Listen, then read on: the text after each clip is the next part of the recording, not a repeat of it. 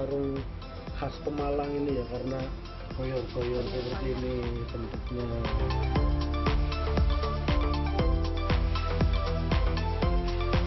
Terus habis diperes ini dijemur.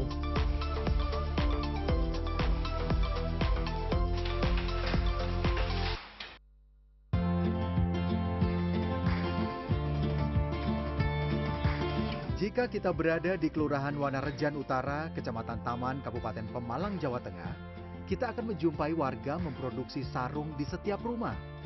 Berbeda dengan sarung pabrikan, sarung produksi warga ini terkenal dengan nama sarung goyor. Yang menarik dari sarung goyor adalah proses produksinya masih menggunakan cara tradisional, yaitu menggunakan alat tenun bukan mesin atau ATBM. Karena membutuhkan keterampilan khusus, sarung goyor hanya bisa diproduksi di daerah Pemalang. Sarung yang adem dan lembut ini sebagian besar untuk memenuhi kebutuhan ekspor ke Timur Tengah. Di Kabupaten Pemalang dan mencari informasi, ternyata salah satu yang khas itu apa? Sarung. Sarung goyor. Kayak apa sarungnya, Mbak? Ini kayak gini. Ini? Iya, benar. Oh, ini sarung-sarung khas Pemalang ini ya, karena goyor-goyor seperti ini bentuknya.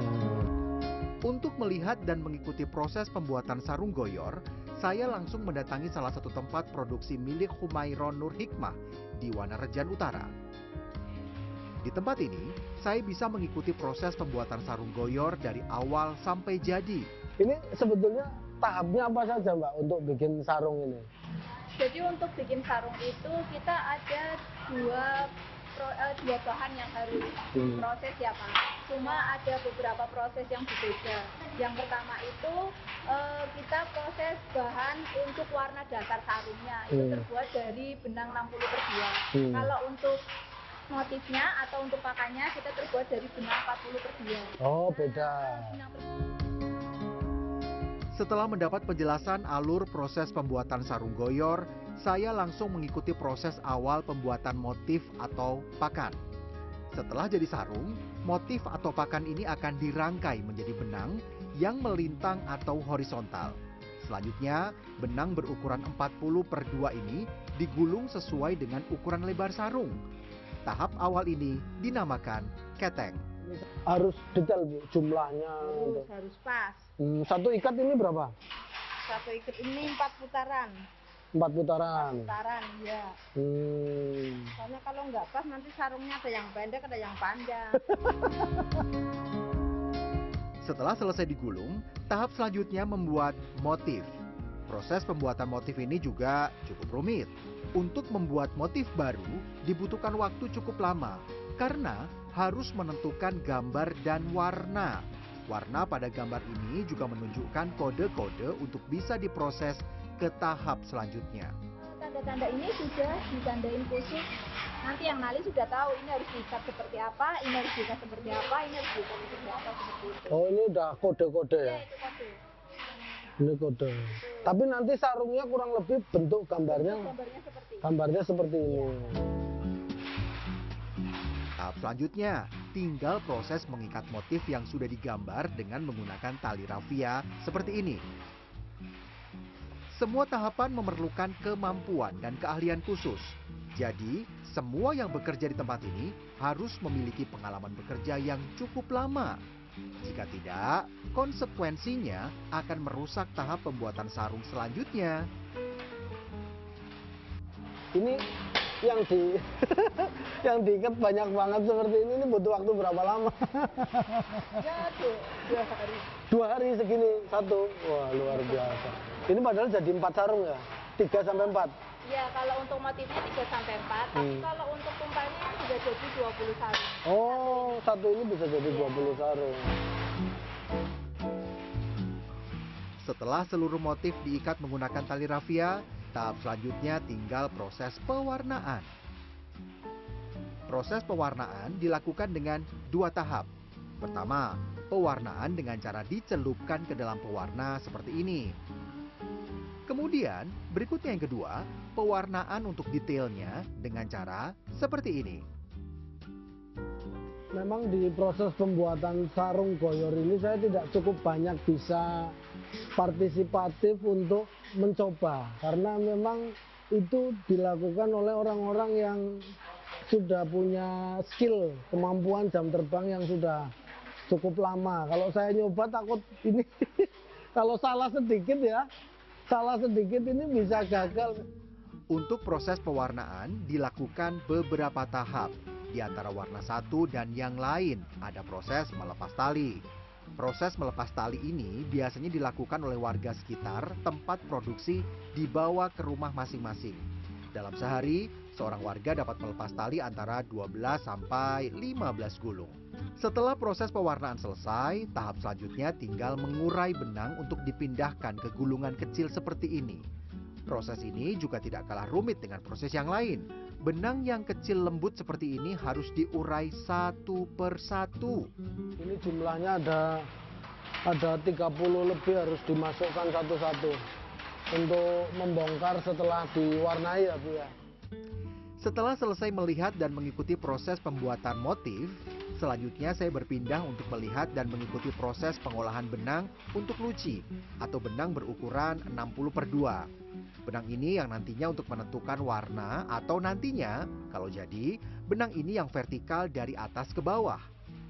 Berbeda dengan sebelumnya, untuk benang yang vertikal ini hanya diberi warna satu kali, tidak diberi gambar atau motif. Tahapannya, pertama digulung, kemudian akan diberi warna, dan selanjutnya akan digulung kembali, kurang lebih seperti ini prosesnya. Nah, ini kita lagi bikin untuk yang vertikal, dan ini harus 100 putaran, makanya yang lagi kerja nggak boleh diganggu konsentrasinya. Tuh, udah 100. Setelah benang untuk luci vertikal dan pakan atau motif horizontal sudah siap, tahap selanjutnya tinggal proses menenun. Proses ini juga tidak kalah rumit, harus sangat teliti menyusun satu demi satu benang dengan menggunakan mesin tradisional, alat tenun bukan mesin, atau disingkat ATBM. Ini itu benangnya ada 2 ya ternyata ya? Iya, ada 2 jenis. Jadi yang satu itu untuk luci. Luci itu yang vertikal itu untuk menentukan warna sesuai request ya. Mau kuning, hijau, hitam, merah, apapun requestnya kita bikin. Nanti ini dia masuk ke mesin tenun ini. Nah, nanti dia ketemu sama benang yang digunakan untuk pakan. Oh, pakannya ya. Fungsinya itu untuk menentukan motifnya. Itu motif. Pakannya ini ya. Iya. Meskipun saya pesimistis bisa melakukan proses penenunan membuat sarung goyor, saya tetap penasaran mencoba untuk membuat. Paling tidak, saya bisa mencoba dan memahami cara kerja dari alat tenun bukan mesin. Nah, Mas, ini cara kerjanya gimana coba kayak tadi? Jadi ini posisinya kalau sebelah kiri, yang diinjek. Yang sebelah kiri. Terus ini dorong, supaya ini skotnya pindah ke sebelah kanan. Sambil ditata benangnya supaya motifnya itu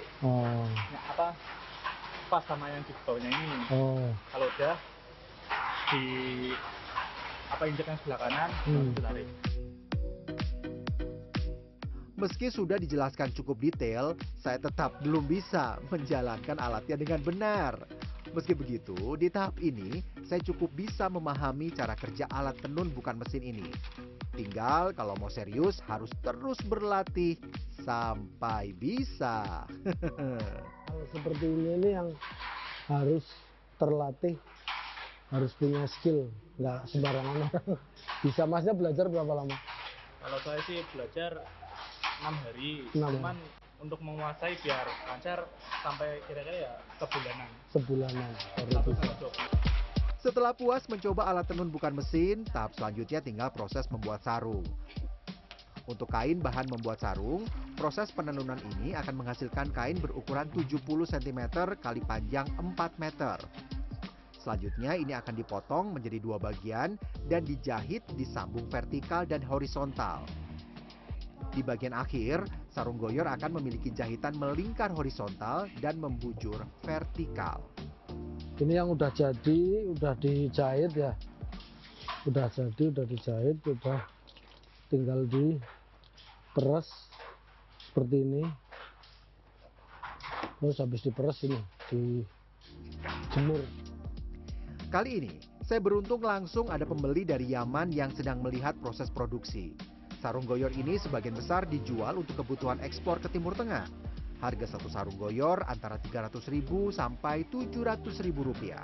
Sementara untuk pasar lokal, sarung goyor dijual satunya Rp150.000. Tentunya dengan kualitas benang dan motif yang berbeda dengan kualitas ekspor. Apa yang membuat tertarik ngambil sarung di Pemalang ini? Saya jadi bro, yani hub marah fi masalatil food min Indonesia min Pemalang. Sarung goyor, Ya, rumah sop, rumah desa, marka-marka merek. Apa Merek katanya? rumah top, rumah desa disukai di Yaman. Oh, di sana laku ya, terasa. Yaman, بعدين نبيع Nanti dijual. زبون يمني زبون أفريقي. Ya, jadi untuk pembelinya itu dari Afrika, dari itu. Tapi Yaman hanya penampung pembelinya aja. Oh, Berbeda dengan hasil konveksi yang lain. Biasanya pada bagian akhir disetrika. Namun untuk sarung goyor pada bagian akhir dilipat dan proses perapiannya dilakukan dengan cara dipres seperti ini. Setelah dipres dan rapi, langsung diberi label dan dikemas satu persatu dan kemudian siap untuk dipasarkan. kita masuk ke gudangnya semua sudah tertata rapi, bahkan ada yang di box. Ini mayoritas untuk ekspor ke luar negeri ya. Paling banyak ke Timur Tengah. Ini semua premium, harganya juga nggak ada yang murah. Paling murah mungkin 150, yang mahal bisa 500, bisa sampai berapa paling mahal? 700, 1 juta mungkin ya kalau kualitas premium. Sarung goyor khas Pemalang. Bro. Luar biasa. Robi Sofwan Amin, Probokus Hartoyo, Pemalang, Jawa Tengah.